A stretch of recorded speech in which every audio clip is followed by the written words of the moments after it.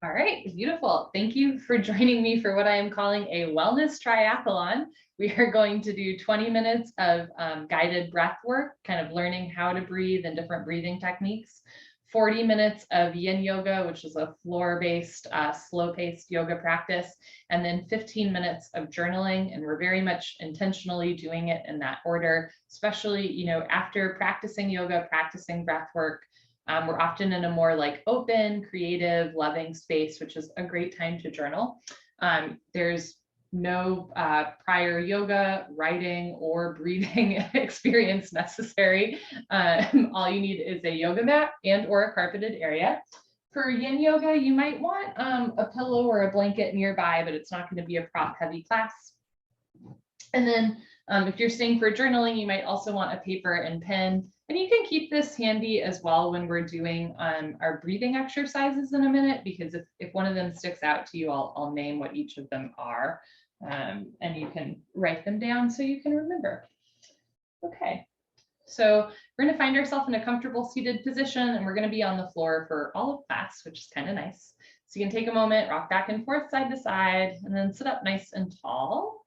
You can roll your shoulders forward a few times, backward a few times, and then just let your shoulders drop. So we're going to spend the first part of class focusing on our breath. Breathing is an automatic function of the human body. You do not have to think in order to breathe, or you don't have to think about breathing in order to breathe. But at the same time, the more that we focus on our breath through yoga, through pranayama, breath control, you might realize maybe it's actually a little bit harder to breathe intentionally than I thought it was. So breath work is kind of like a hot topic right now. There's a lot of breath work options out there, some of which can even induce almost like psychedelic shifts in consciousness, depending on how you breathe. You've maybe heard of the Wim Hof method, which is this crazy Dutch guy who uses breathing techniques in order to be able to like walk on ice and sit in ice baths. And at the same time, the origins of all of this breath work are out of the yogic tradition. They're out of Southeast Asia. And unfortunately, I think sometimes in the West, we don't really name where they're coming from. So an example of one of the breathing exercises we'll try in a minute is called Nadi Shodhana, or alternate nostril breathing. It's been done in India for thousands of years, but sometimes here when breathwork teachers teach it, they just call it alternate nostril breathing, and they don't really acknowledge the origins of it. So all of the breathwork we do, even the ones that aren't a specific pranayama, are all inspired or come out of Southeast Asia, out of India, and out of the yoga tradition. So as a reminder, there's 8 limbs of yoga, and the one that we most associate with in the West is the asanas, the postures. That's the 3rd limb. But the 4th limb is pranayama. Prana, life force, yama, control. So it's life force breathing or breath control. And again, we're just going to do some different breathing techniques to notice our breath, observe it, and practice controlling our breath slowly over time. So sitting up tall, we're just going to start by closing the eyes. Relax your shoulders and jaw, and take a nice slow breath in through your nose and out through your nose.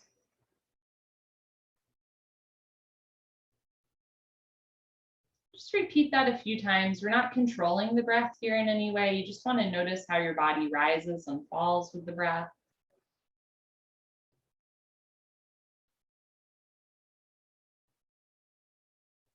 If you'd like, you can place one hand over your heart and one hand over your abdomen.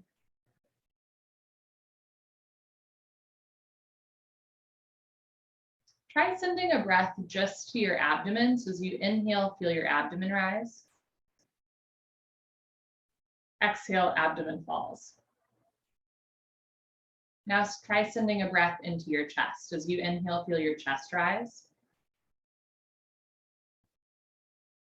And as you exhale, feel your chest fall.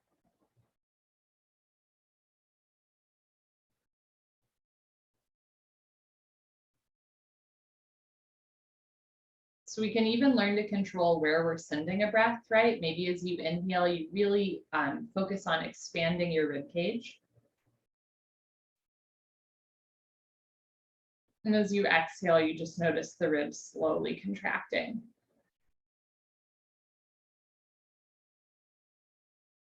Inhale, notice the temperature of air coming into the nostrils. And as you exhale, notice the temperature of air coming out of the nostrils. Maybe a little bit warmer, a reminder that we're very alive and in fact around 98 degrees. Inhale, feel your body move with the inhale breath. Exhale, just observing your body move with the exhale. So through focusing on our breath in and out through the nose, kind of give our mind something to focus on so that we can let the day go.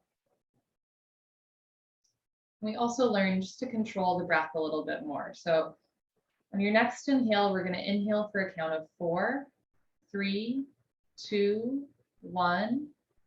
Exhale, 4, 3, 2, 1. This is called even breathing. Inhale, 4, 3, 2, 1. Exhale, 4, 3, 2, 1. Breathe in through the nose for 4. And out through the nose for 4. And just continue with that 4 count, and I'll explain a little bit more about even breathing. It's a very simple breathing technique, helps to calm the central nervous system. And when we inhale for 4 and exhale for 4, that means that, we're doing between 4 to 6 breaths a minute, which is about half of what we normally do when we're just kind of unconsciously breathing. So a lot of times when we're not thinking about our breath, it becomes kind of shallow, or maybe we unconsciously start to inhale for longer than we exhale, or we sigh out of the mouth. And when we really intentionally match the inhale to the exhale through the nose, we send a signal to the parasympathetic nervous system telling the body that there's no need to fight, flight, freeze, or fawn. Inhaling for 4, 3, 2, 1. Exhale, 4, 3, 2, 1. Next, we're going to try a 4, 7, 8 breath. So as you're ready, you're going to inhale for 4, 3, 2, 1. Hold the breath. 7, 6, 5, 4, 3, 2, 1. Exhale through your mouth. 8, 7, 6, 5, 4, 3, 2, 1. Inhale through the nose. 4, 3, 2, 1. Pause. 7, 6, 5, 4, 3, 2, 1. Exhale through your mouth. 8, 7, 6, 5, 4, 3, 2, 1. Inhale for a count of 4. Pause for 7. Keep your shoulders relaxed and jaw relaxed. Exhale for 8. If your mind is wandering, use the count of the 4, 7, 8 to center the breath. We'll continue with a minute of 4, 7, 8 breathing, and I'll explain a little bit more of what's going on here. 4, 7, 8 breathing is inspired by ancient pranayama breathing breath control techniques, but it's become more and more popular in the last 20 or so years. The idea is you inhale fairly fast, hold a lot of oxygen in the body, so you're really oxygenating the muscles and the brain, and then you slowly exhale through the mouth. When we exhale for longer than we inhale, that also tells your brain that you're in a safe space. So either matching the inhale and exhale or making your exhale longer than your inhale are wonderful techniques whenever you're feeling a little bit stressed or frazzled. We'll do 3 more rounds of 4, 7, 8 breathing.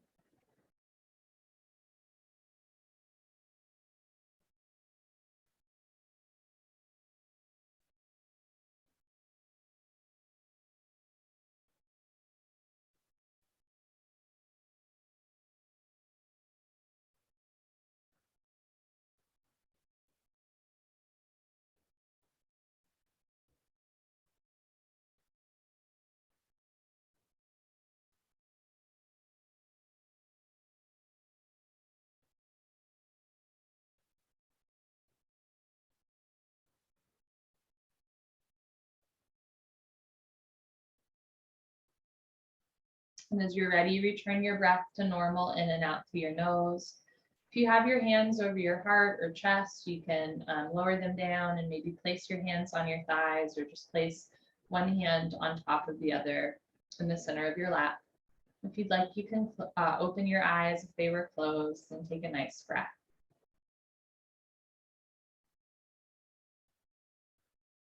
So through those simple breathing techniques, even breathing and 4-7-8 breathing, right, we learn how to soothe the central nervous system. Now we'll work a little bit more on the traditional pranayamas. One of them is called Ujjayi Breathing. And the idea is you think of your throat a little bit like a valve, slightly constricted so that you can breathe slower, longer, deeper.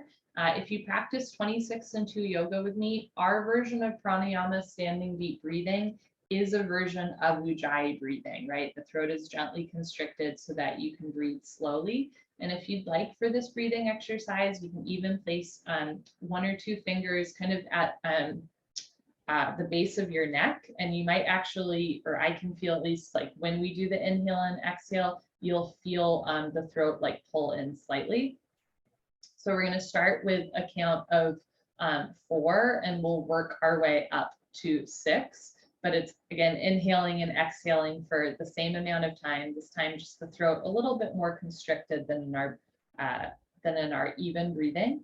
This is often also called ocean breathing because the snoring sound that it'll make against the back of your throat sounds a little bit like waves of the ocean. And close your eyes, drop your shoulders, exhale completely, and begin. Inhale through your nose, 4, 3, 2, 1. Exhale through your nose, 4, 3, 2, 1. Inhale through your nose, valve slightly, throat slightly contracted. Exhale through the nose, keep the throat slightly constricted as you exhale. So you're working on lung and throat muscles. This time, inhale, 5, 4, 3, 2, 1.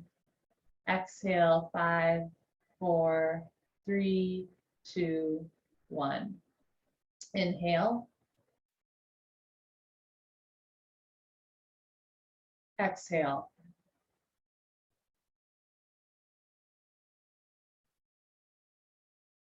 Inhale.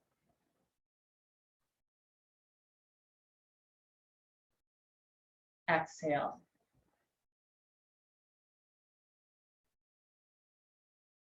Inhale, 6, 5, 4, 3, 2, 1.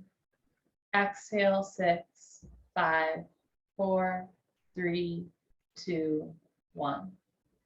Inhale, 6, 5, 4, 3, 2, 1.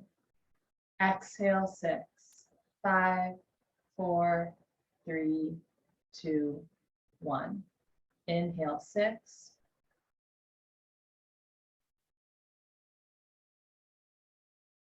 Exhale, 6.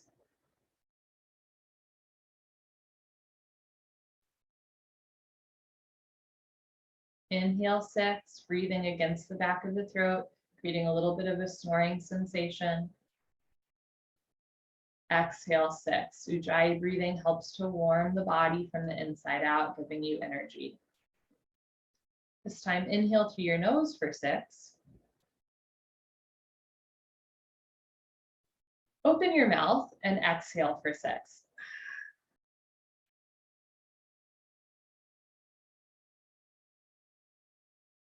Inhale through the nose, 6.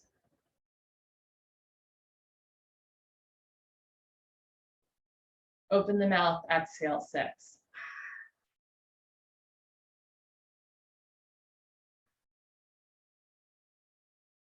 Inhale through the nose.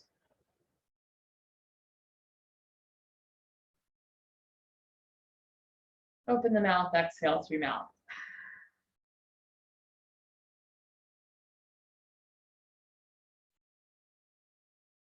Inhale.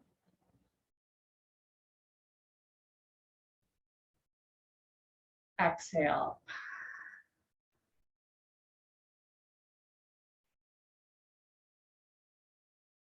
Last one, breathe in.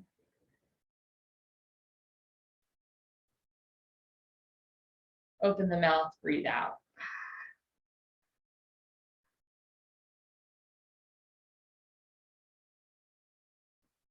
Then just return your breath to normal, in and out through the nose so that the throat relaxes.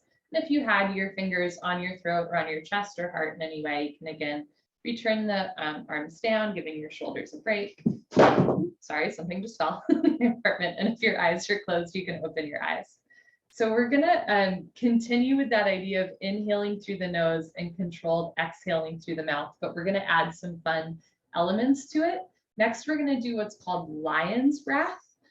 Or Simha or Simhasana. So this is both a breathing technique and you can make it a posture, a yoga asana as well. If you'd like to just focus on the breathing technique, you can sit as you are with your butt comfortably on the floor, or you can sit knees, feet together, hips on your heels, and your hands on your thighs. Lion's breath is pretty silly, which I like. It kind of gets us like out of our minds. It's also can be kind of weird to do like in a public group yoga class, which is one of the beautiful things about Zoom yoga and YouTube yoga is that there's nobody else around, right? Or if there are, hopefully you know them well and you guys can have fun together. So it looks a little bit silly to do, but remember that no one's watching, nobody can hear you, have fun. I'm going to demonstrate it to you and then we're going to try it. You're going to inhale through your nose. You're going to open your mouth, stick your tongue out so the point of your tongue is pointing down towards your chin. You're going to look up towards the ceiling and exhale through your mouth. So it looks like this.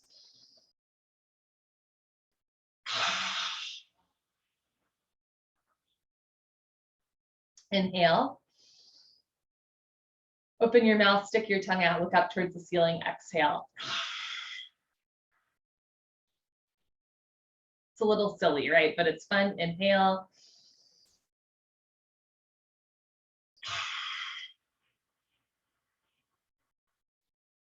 So this is called lion's breath. Again, the word in Sanskrit is Simha, which I think is easy to remember because if you're a Lion King fan, think like Simba, but it's Simha. And if you want to turn it into both a breath and an asana, a posture, you're going to stay sitting on your feet, but open your knees apart. This is Simhasana. You can start with your hands in front of you and you stick your butt out a little bit so your tailbone is slightly rotated. You can keep your hands facing forward, or eventually you're going to rotate your palms so that your fingers point towards your wrists away from you, which is a great wrist stretch. And again, you stick your butt out slightly, but roll the shoulders back and down. Inhale through your nose and go for it.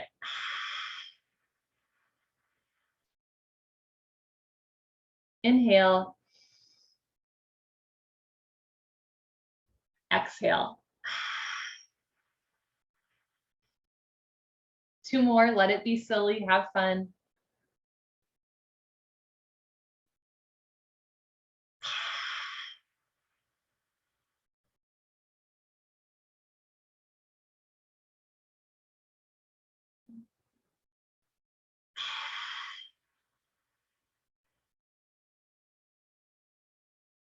As you're ready, you can seal your lips. Walk your hands back in if you are seated forward, maybe move your wrists, good.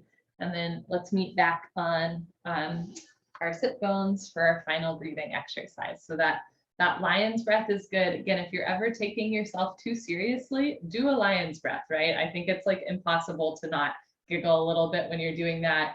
It's also supposed to be good for kind of like getting out of your ego, energizing the body. And that is one of the original pranayamas, that breathing exercise. Simhasana is a couple thousand years old, which is also just a nice way to feel connected to yogis, I think, who came before us and yogis who will come after us. Our last breathing technique is Nadi Shodhana, or alternate nostril breathing. So far in class, we've focused a lot on the inhale versus the exhale. But also pranayama makes us so aware of our breath that we even become aware of maybe a dominant nostril. So in general, if you find that your left nostril is more dominant, I remember it as left lunar, that tends to be like you're in a more sleepy state.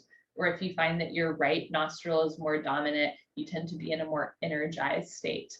There's versions of Nadi Shodhana, or alternate nostril breathing, where you only breathe through your right nostril to bring you into a more energized state, or versions where you only breathe through your left nostril to help you kind of like fall asleep at night. Today, we are going to do the alternate where we just kind of notice perhaps if a certain nostril is more dominant, and then through the alternate nostril breathing, we'll even those out. So I'm not mirroring you, but this is my right hand. You're going to place your right thumb over your right nostril. Have your middle and index finger, peace sign fingers on third eye chakra or pineal gland, right? Source of consciousness in Eastern and Western medicine, in between the brows. And then you're going to cover your left nostril with your index finger and or pinky finger. So sitting up tall, exhale completely. Plug your right nostril and inhale through left nostril for 4, 3, 2, 1. Plug both nostrils, open right nostril, exhale through right nostril, 4, 3, 2, 1. Inhale through right nose, 4, 3, 2, 1. Plug. Exhale left nose, 4, 3, 2, 1. Inhale through left nose, 4, 3, 2, 1. Hold. Exhale right nose, 4, 3, 2, 1. Inhale for 4. You might notice one side is a little more dominant, or maybe they're even. And exhale for 4. We'll do 2 more rounds of Nadi Shodhana breathing, inhaling and exhaling.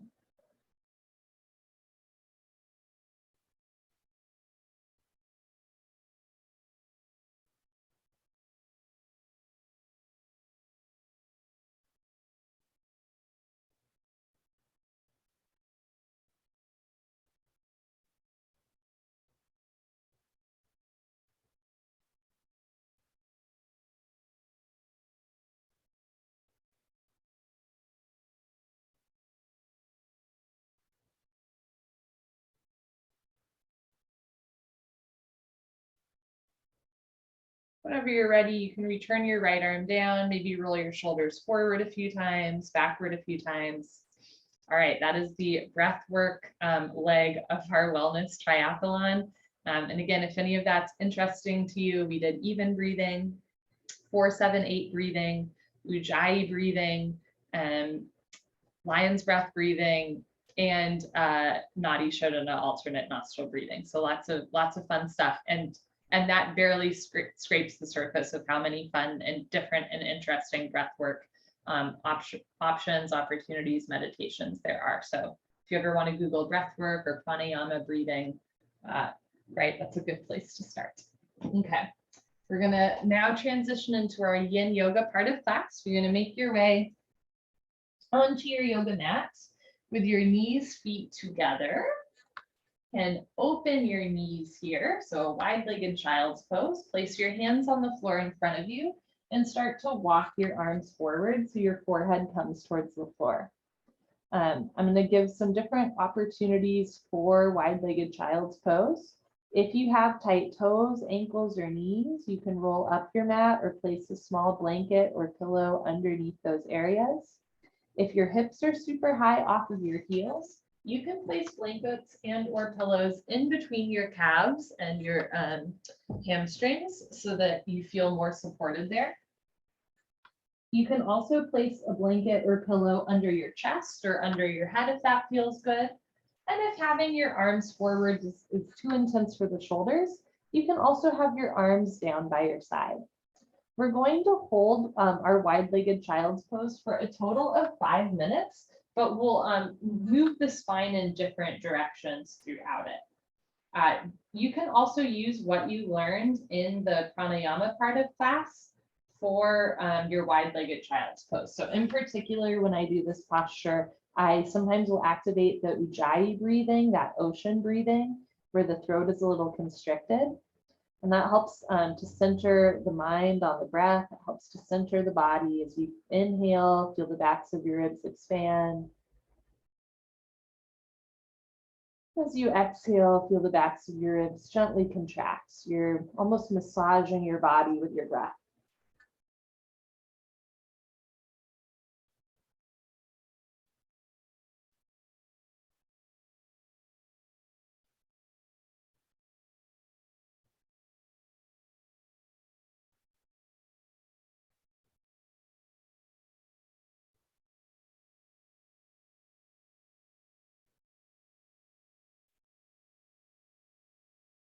From here, we're going to start to wake up the spine.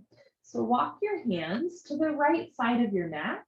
Keep your forehead on the floor in between your arms. You can place your left hand on top of your right hand or have hands side by side. And if the arms overhead doesn't feel good, keep your arms down, but simply move your torso and head towards the right side of your mat. So you're still stretching the left side body and gently contracting the right side body as you wake up your spine. You can use your controlled breathing here as well.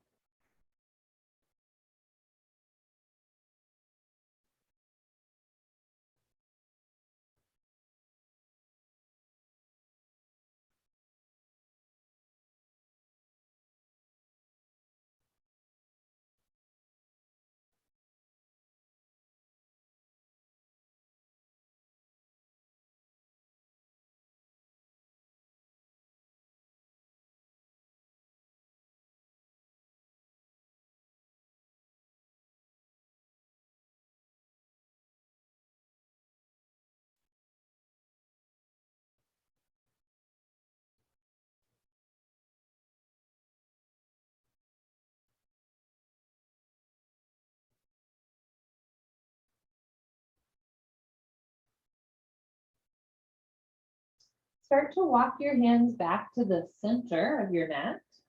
And now walk your hands to the left side of your mat, maybe crossing right hand on top of left hand. Let your forehead be heavy.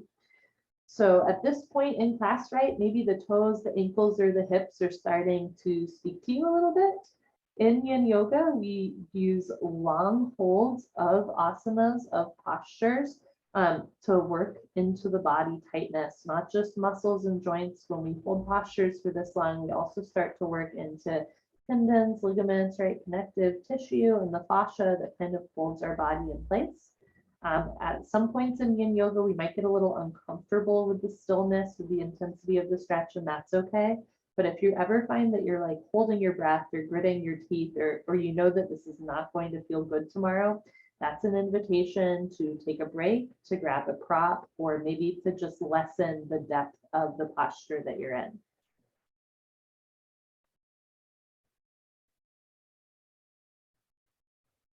From here, you're going to walk your hands back to center. We're going to do a version of thread the needle. So keep your left palm on the floor.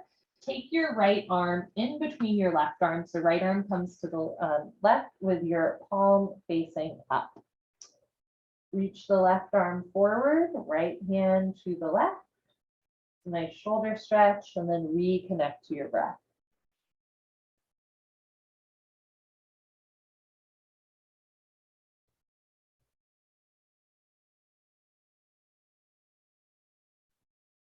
Rather than forcing or fighting your way into the posture, see if you can relax into your yoga asana, melt into your breath.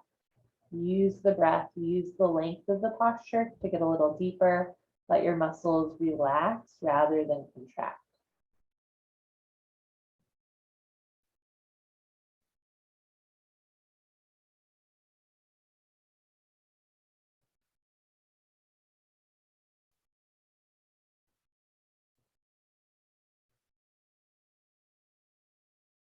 Okay, you're going to slowly look forward, unthread the needle, reach your right arm forward, palm faces down. Other side, slide your left hand under right arm. Left hand goes out to the right, palm faces up, forehead on the floor, stretching left shoulder.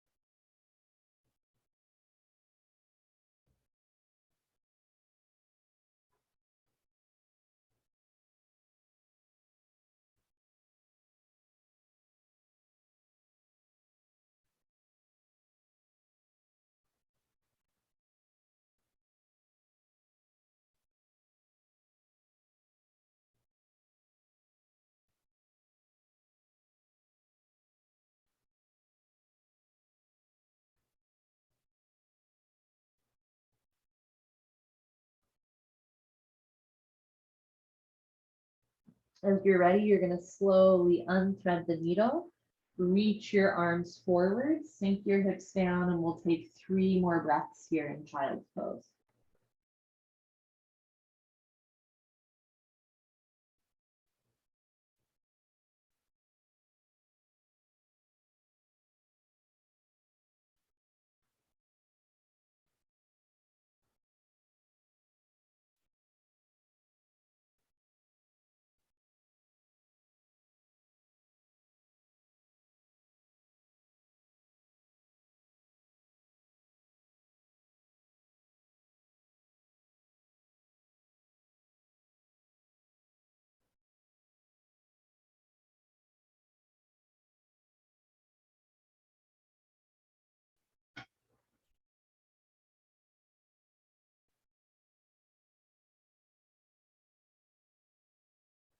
As you're ready, you're going to look forward, walk your hands in, slowly press yourself up. No rush. We're going to take a few counter stretches here. You can interlace your fingers behind you, press down, look up, doing a little back bend. Bring the spine back into a neutral position. You can place your hands in front of you, coming into tabletop. Ooh, my hip popped there. And if you want, you can maybe straighten one leg, straighten the other, do a cat-cow. Move in a way that feels good to you, right? Let this just be some time to work out the body. Okay, if you are pregnant or have another reason why you do not want to be on your abdomen today, turn and lie on your back. If you would like to take a belly savasana here, you're going to lower down to the floor. Couple options, you can bend your arms so that your palms face in, forehead on the floor, or if you'd like, you can look to one side. So one ear comes to the floor. You can also have your arms down by your side, palms facing up. Throughout this class, I invite you to continue to harness the power of your breath. Send deep belly breaths in and out through your nose to massage the front of your body. Breathe deep into any point of tension. Let the floor hold you up. If you're looking to one side on your abdomen, you can gently lift your head and look to the other side, stretching out the neck.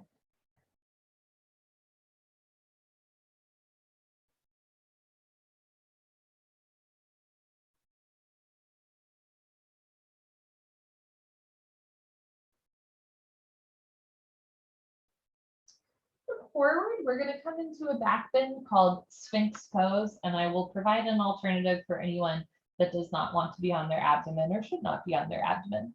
So for Sphinx Pose, you're going to keep your feet about hip width distance, feet relaxed, legs long, and you're going to bend your elbows so you look like a sphinx. A big thing to keep in mind here, if your shoulders are in your ears, you want to roll the shoulders back and down to keep your neck long. You can have your elbows under your shoulders. You can also bring your arms forward a little bit, and that will lessen the bend in the spine, and it might also help you keep your shoulders out of your ears. Now, if lying on your stomach does not feel good today, a couple options. You can place pillows and blankets underneath your hips and thighs so that you're in Sphinx Pose, but your abdomen hangs off, and so there's no pressure on the abdomen. You can also use pillows or blankets and turn on your back. Lying away from your pillows and blankets, you want one pillow for your head, and then maybe 1 or 2 slightly higher pillows for your middle spine. So you'll just lie on your back so that your ribs, your heart are the highest part of your body. And again, you want some sort of pillow or blanket for underneath your head so that your head does not drop back all the way. So these are great options either on your back or with pillows underneath your thighs. If lying on your stomach does not feel good, whether you're pregnant, breastfeeding, have been told by a doctor, right? You have abdominal wall discomfort or have been told by a doctor not to be on your stomach. And we're going to hold here for 2 more minutes, which I am going to time. So in Yin Yoga, gosh, some teachers, some practitioners will hold postures for like 10 minutes or 15 minutes. In this class, we're holding postures between 5 to 3 minutes. And for those of us doing Sphinx Pose, I like to do this posture for like 3 minutes rather than 5 minutes because there is some activation in the arms. In general, with Yin Yoga, you want to relax your way into postures rather than force. But here, you do want to be pushing down through the forearms to keep the shoulders out of the ears. no matter which way you're taking this back bend portion of class, just remember that back bends, even if they feel a little intense when you're in them, are so good for helping us to stand tall after class, particularly in a culture where we tend to hunch forward and round forward. These back bends are healing compression to the spine, and you're also gently opening, stretching the fascia on the chest. We've got about 1 minute left.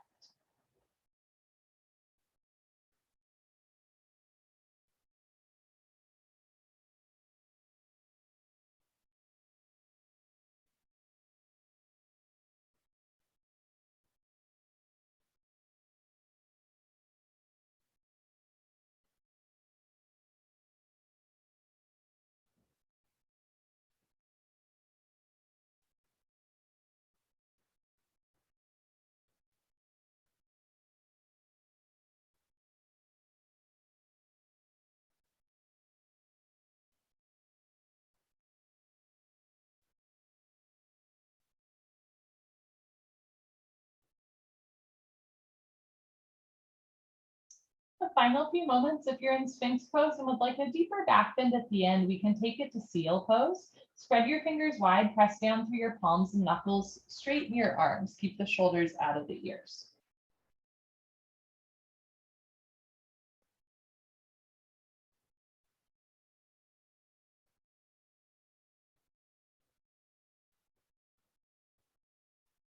And if you're in Seal or Sphinx, slowly lower down, taking another belly Savasana if you'd like. If you are on your back with pillows underneath your spine, one option for coming out of it is to place your feet on the floor, lift your hips up, and then remove one, and eventually all of the pillows, and then make your way back onto your back for Savasana. If you're on your abdomen and looking to one side, gently lift your head and look to the other side. And another fun thing about Yin Yoga is that there's like cool names for the postures. So, you know, in most styles of yoga, we call this Savasana or corpse pose, but in Yin Yoga, we call it Puddle Pose, like a rain puddle, right? So just freestyle, right? You can open your arms and legs as much as you want.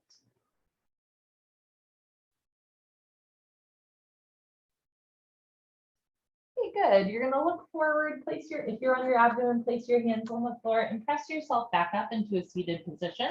If you're on your back, you can bend your knees, roll off to one side, and then press yourself up into a seated position.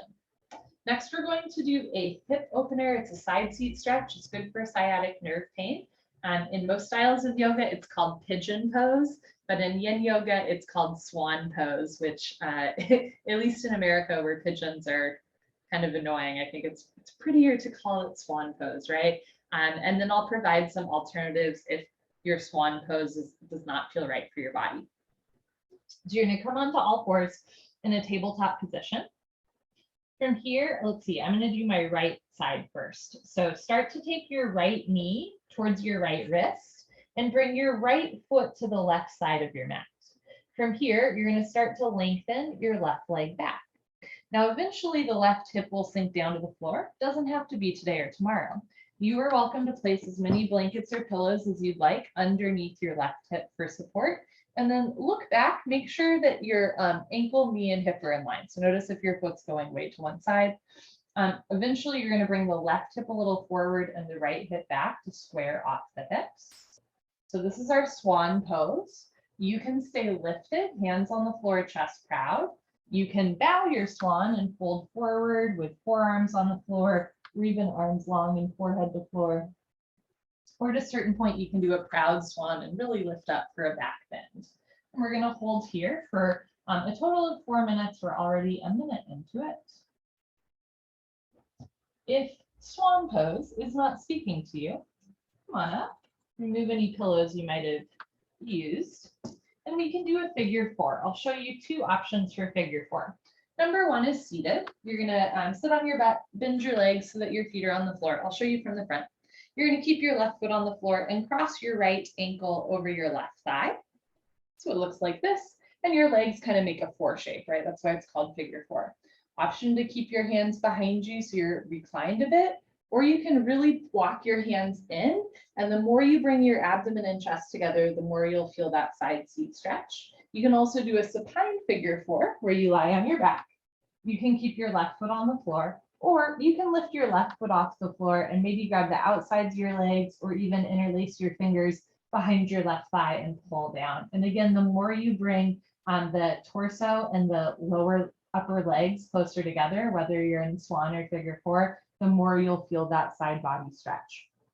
If we were doing a pigeon pose in another class where you're only doing it for a minute, I might tell you to like push yourself to your deepest point. But because we're holding this posture for 4 minutes, keep in mind that you don't have to like force yourself all the way in. We have about 1.5 minutes left. So if you are in one version of Swan Pose or figure 4 and you would like to try another one, maybe by folding forward or lying back or whatever that is, right? You're welcome to do so here.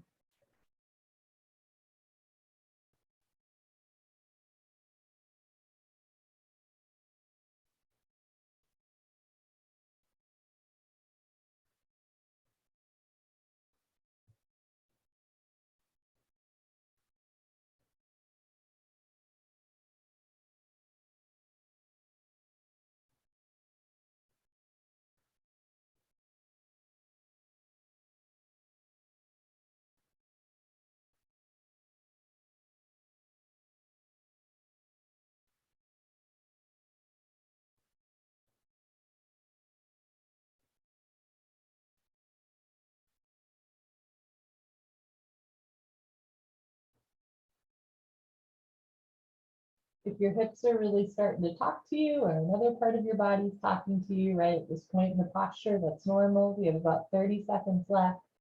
See if you can relax and harness your breath to go deeper.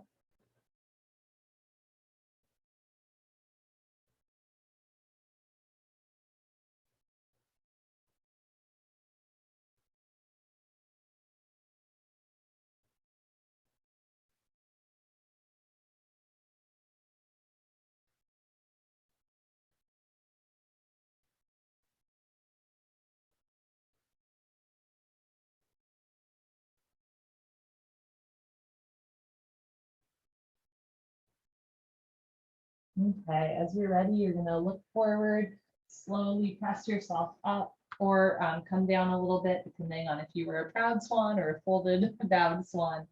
Placing your hands on the floor, gently lift your hips up, start to slide your left knee forward, coming back into a tabletop position. Any sort of counter stretches you want to do to move your body, feel free, and then turn, lie on your back for puddle pose. And if you're in figure 4, right, you can figure out how to uncross your feet and then turn, lie on your back, puddle pose.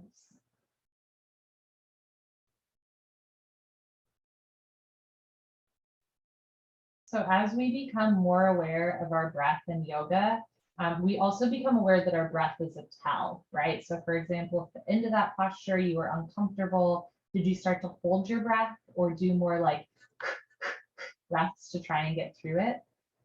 With yoga, right, of course, there's breathing techniques where we are rapidly exhaling through the mouth or inhaling through the mouth or whatever that is. But in general, in yoga, if you have to hold your breath or you can't breathe in a posture, it's probably a sign that you've gone a little bit too far. And in Yin Yoga, right, we're invited to hold postures for a long period of time, but we're not like pushing ourselves to the deepest degree of the posture, right? It's like you do a little bit less, but you hold it for a little bit longer and you end up really stretched out.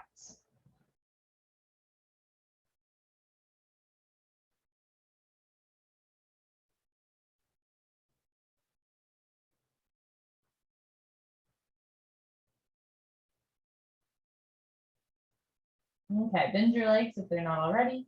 Roll off to one side, press yourself up. And before we do the other side of Swan Pose, we're going to do a complementary posture. So you're going to sit on your butt, bend your legs so that your feet are in front of you. You can place your hands behind you and windshield wiper your legs. So in Yin Yoga, there's a lot of external opening to the hips, but in this next posture, Deer Pose, we're going to internally rotate the hips, which is a great counter stretch. So you're going to bring your, come back into a neutral position with your knees pointing up. You can keep your hands behind you, and from here, let's see, we're going to do the right side first. So you're going to bring your knees, pardon me, we're going to do the left side first. You're going to bring your knees to the left. And it's a little bit like if you've ever seen a cheerleader, like in high school photos, it's a little bit like a cheerleader's pose. Eventually, you're going to have 2 knees on the floor. You can even do this if you want. Some things to keep in mind, your right butt cheek might be way off the floor. You can place a pillow under your hips, under a knee or an ankle, right? We're internally rotating the right hip. We're externally rotating the left hip. If this is ever too much or just not accessible, you can also simply bend your left leg in and have your right leg out. And eventually in your deer pose, you're going to have your legs at 2 90-degree angles. So the ankle, knee, and hip make L's on both. From here, we're going to do an open spine twist. So you're going to take your left hand behind you, place your right hand on your left knee, and look back.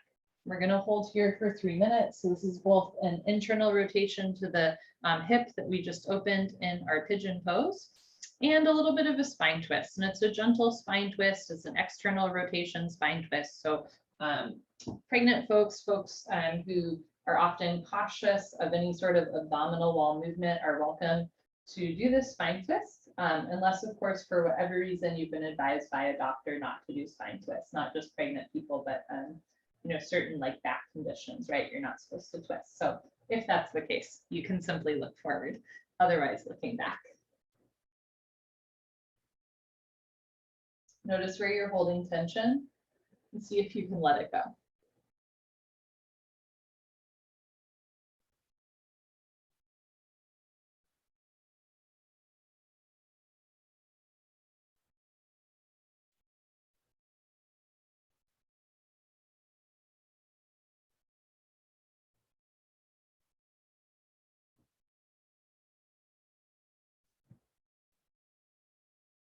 We have about 1.5 minutes left. If you need to grab a prop, like I'm going to grab a prop for under my right glute, you're welcome to do so. Or if you need to change what you're doing or adjust in any way, feel free.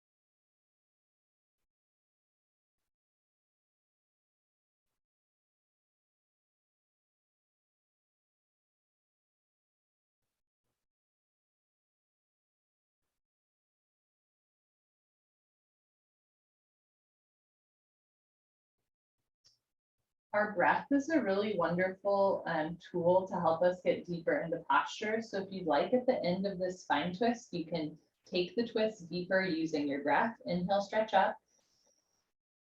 Exhale, look over, left shoulder twist. On the breath in, lengthen. And on the breath out, look back, twist.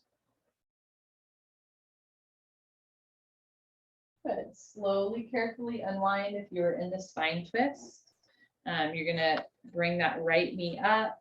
You can have your feet in front of you if you'd like to windshield wiper again, or kind of roll out your feet, anything like that.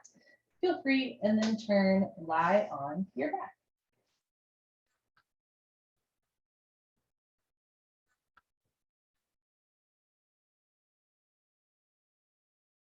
Should have mentioned this earlier, but I know most of you have practiced this class before, but if just in case, if lying on your back with your legs straight does not feel good for your back, you are always welcome to bend your legs so that your feet on the floor and your knees rest together, and or you can place a small blanket or pillow underneath your lower lumbar spine, and that will take weight off of the lower back. So just know that that's always an option in any sort of Savasana or puddle pose that you might find yourself in. We will do the other side of our Swan Pose. If figure 4 spoke to you, right, you can just stay on your back and do the other side of figure 4 in a supine position, or bend your legs, roll off to one side, maybe the side you haven't rolled off to yet. Press yourself up.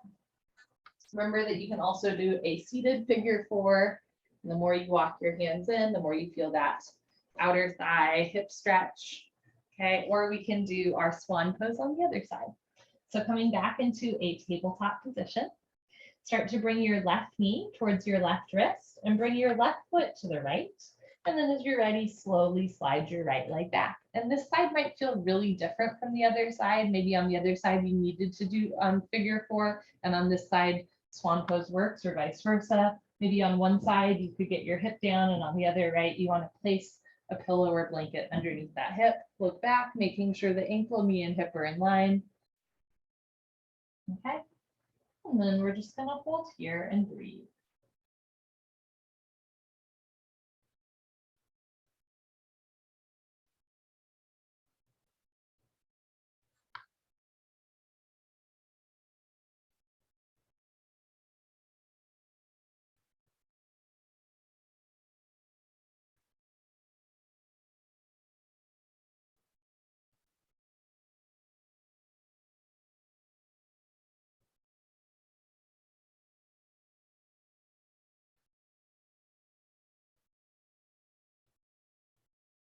If you're tensing muscles to get into the hips, see if you can relax the muscles around your hips, your glutes, your inner thighs, even your pelvic floor.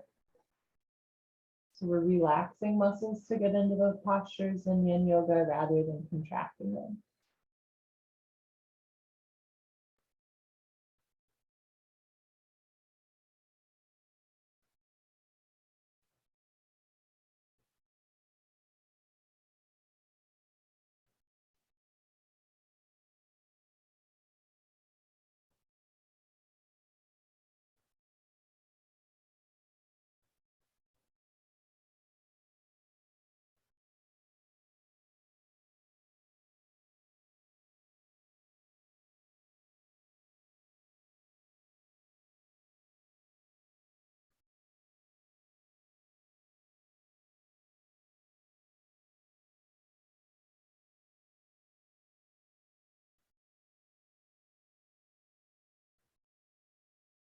We have about 1.5 minutes left. Do with that information what you will.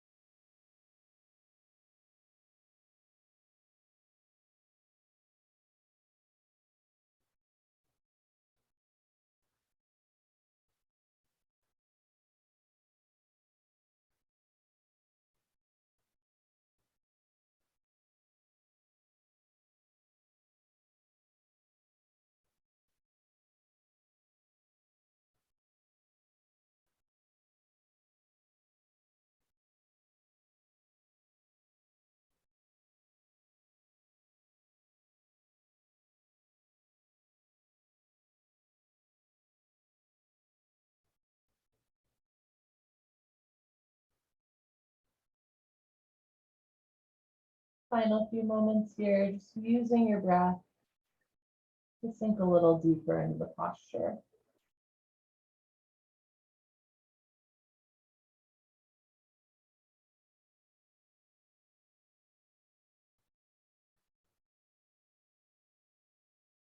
Okay. You're going to look forward, bring your upper body into a neutral position. If you're in figure four, right, you can come out of that figure four. Otherwise, start to lift your hips. Take your left knee back into your tabletop. Any motions that feel good to your body, feel free to do them now.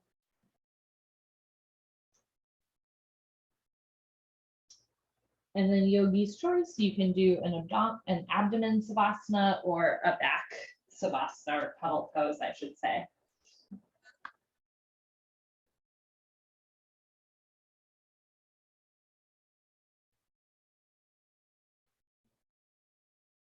So we always want to take time in between postures just for things to sort of reset and realign, especially when we've been holding postures for so long. All you have to do is breathe.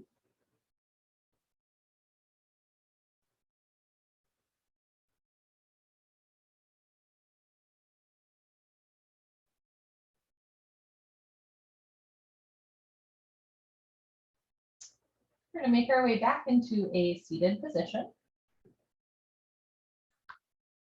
There's no rush. Sitting on your butt with your feet in front of you, hands behind you. You can once again windshield wiper your legs. And then we'll do our other side of deer pose. And remember that you can always just bend the left knee out and have the leg straight, pardon me, or other leg out and have the leg straight, whichever you didn't do. Otherwise, you're gonna this time start to bring your left knee down towards the floor, letting the right knee fall open. So now it's an internal rotation to the left hip, external rotation to the right hip. Remember that you can place pillows or blankets under your butt, under your knees or ankles. You can, again, kick that left leg out if it's too much on the hip. Eventually, the two legs will make two 90-degree angles, so ankle, knee, and hip, both in line. Option to stay forward, so you're looking forward, or take it into a spine twist, taking your right hand close behind you like a second spine, placing left hand on right knee, look back.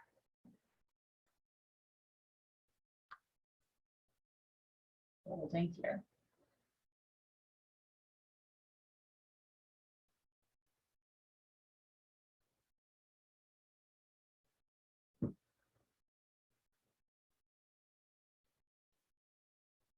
Drop the shoulders, keep the chest proud, face relaxed.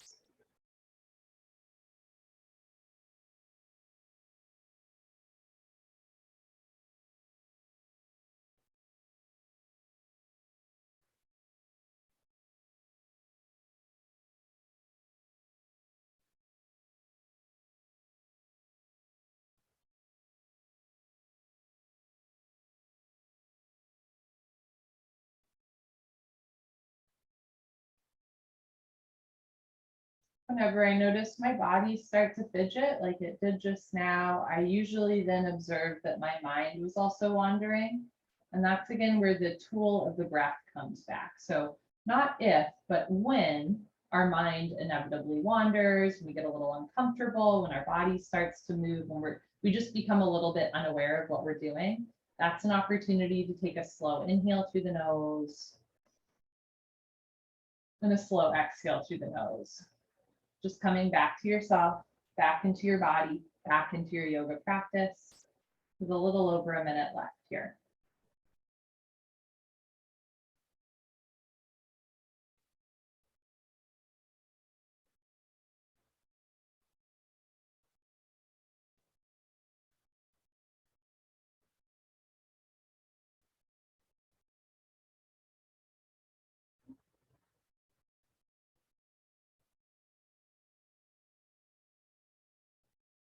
And if you'd like in the final moments, you can use your breath to get a little deeper. On the breath in, stretch the crown of your head up.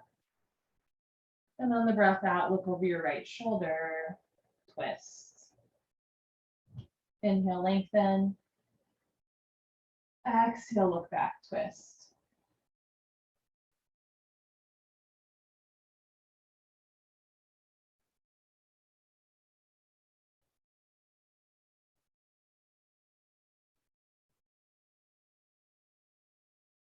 Okay.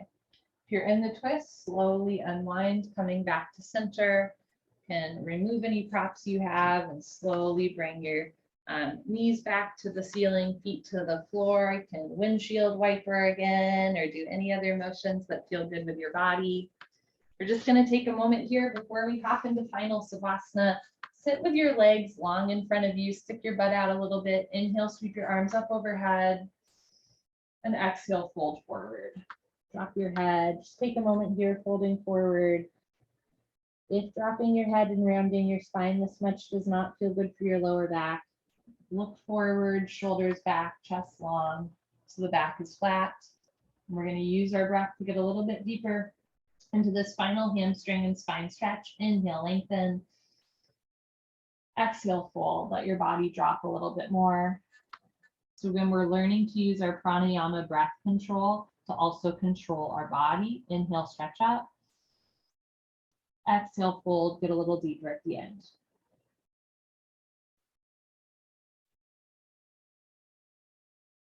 Good. Look forward if your head was dropped. Slowly walk yourself up. Turn around, make your way into your final Savasana, final Puddle Pose. Open your arms and legs as much as you'd like, or if you'd like, you can place one hand over your abdomen and one hand over your heart. Again, just notice your body moving with your breath.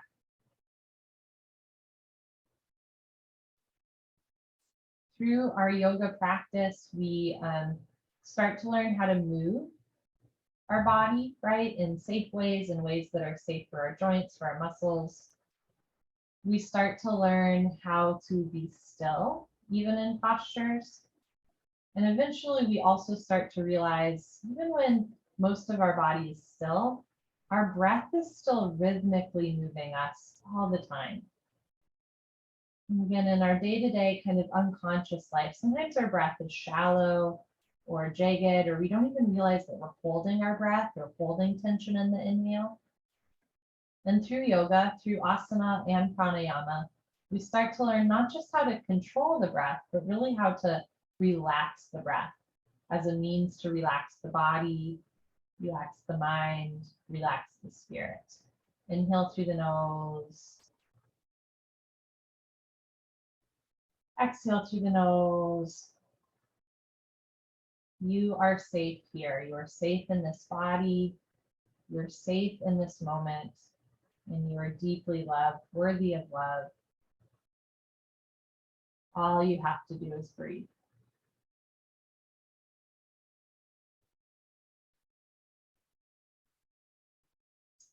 So as I mentioned at the beginning of class, with our wellness triathlon, we'll now transition into journaling.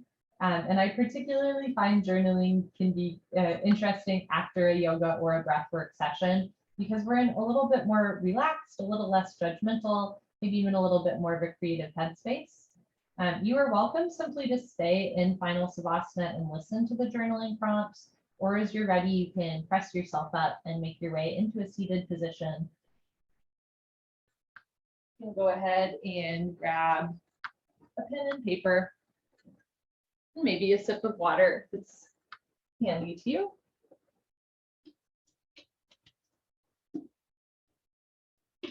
And sometimes throughout our day, we have like a lot of thoughts going on all at once. And the simple act of writing down some of the things that are banging around in our brains can actually be really cathartic and just kind of a gentle way to let that stuff go.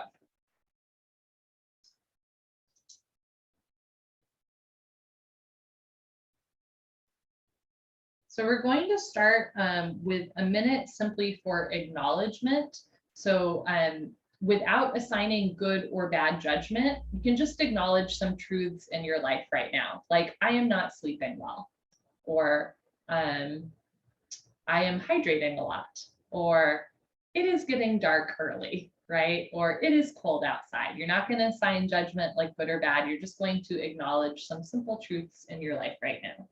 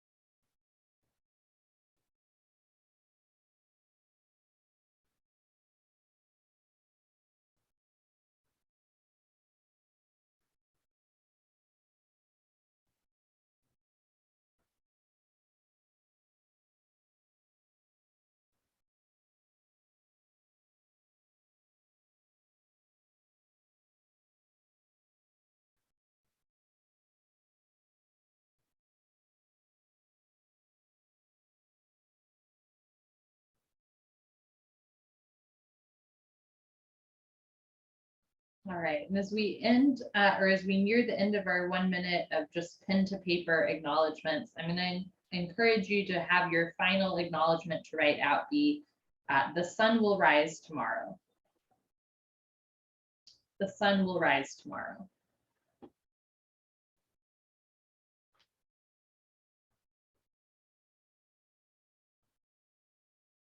Next, we're going to take a moment to write down any worries or cares that have been kind of holding space in your brain. Because again, sometimes we think all day like, oh, at that deadline, I really need to meet it, whatever. But if it stays in our brain, it can be kind of stressful. Often just the act of writing out whatever it is that's giving you a little bit of worry or pause can be really cathartic and just an opportunity to let it go. So take a moment here, just, pen to paper, can write out some worries or stresses in your life right now.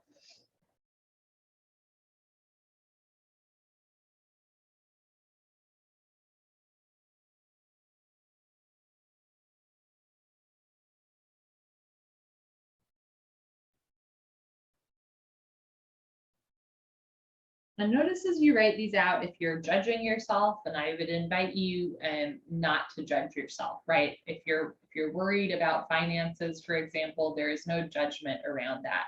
If you're stressed out that you've been staying up too late, binge watching a television show, rather than shaming yourself for that, just acknowledge that that's a worry or stress without adding the second layer of judgment, shame, etc. So we're learning to be compassionate with ourselves, even as we name our stressors.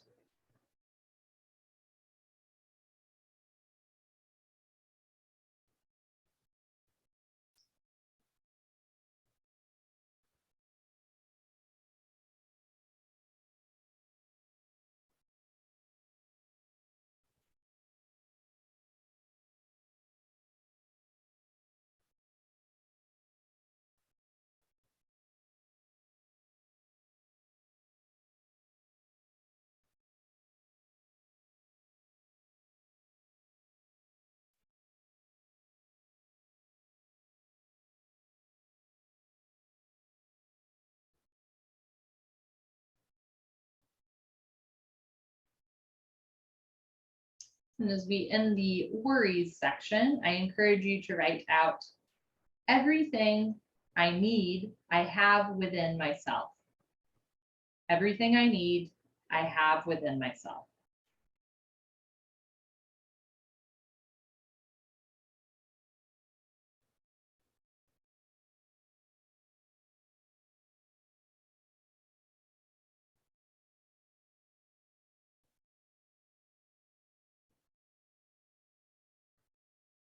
Having taken time to fully acknowledge both just some truths of life, like it's dark outside this time of year, and maybe some worries, like I'm not sleeping well, we're now going to move to gratitude. And I've found, especially recently, rather than starting with gratitude, if I start with just some simple facts of life, it's much easier for me to then acknowledge the good stuff that is going on. So I'm going to encourage you to write out 20 things, people, places, etc., that you're grateful for. Could be sweater weather, or yummy candles, or a certain person in your life, or maybe a book that you're reading, or some late afternoon sunshine, whatever that is. Just writing down 20 things that you're grateful for.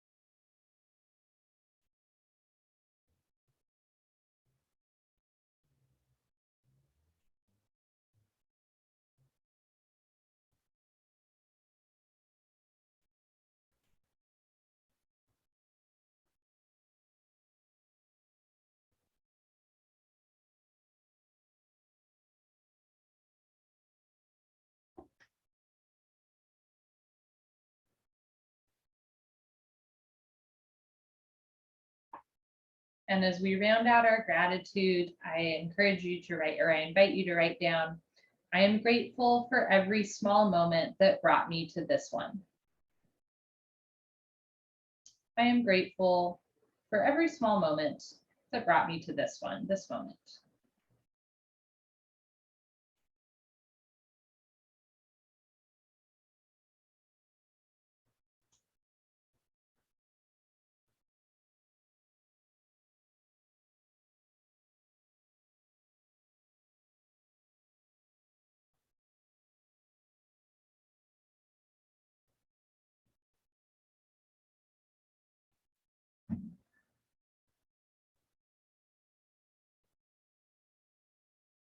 As we look towards the end of the year and maybe even the start of a new one, I'm just going to give you an opportunity here to write a letter to yourself as you near the end of 2021. It's something that maybe you want to read to yourself on January 1st, or even maybe this time next year.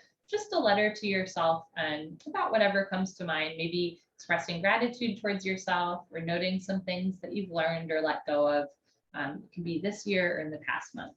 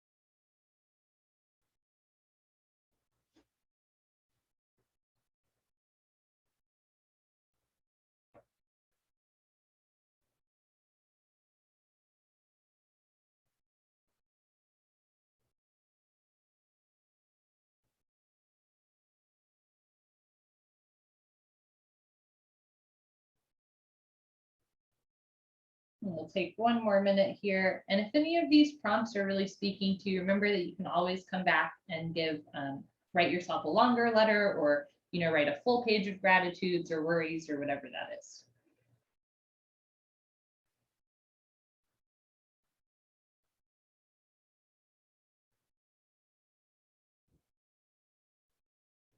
Sometimes find at the beginning of a yoga class or even at the beginning of a journaling session, I'll think to myself, ooh, that seems like a long time. And then by the end, I'm like, what do you mean we're almost done? I have so much more to write, so much more to stretch, whatever it is.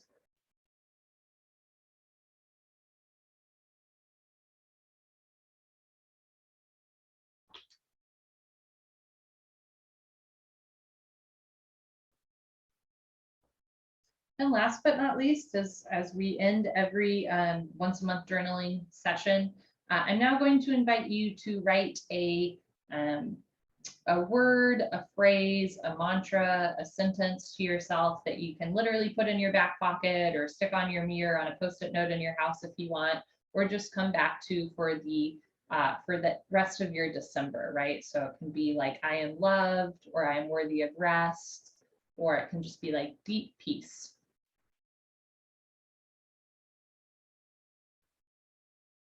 Your phrase for December.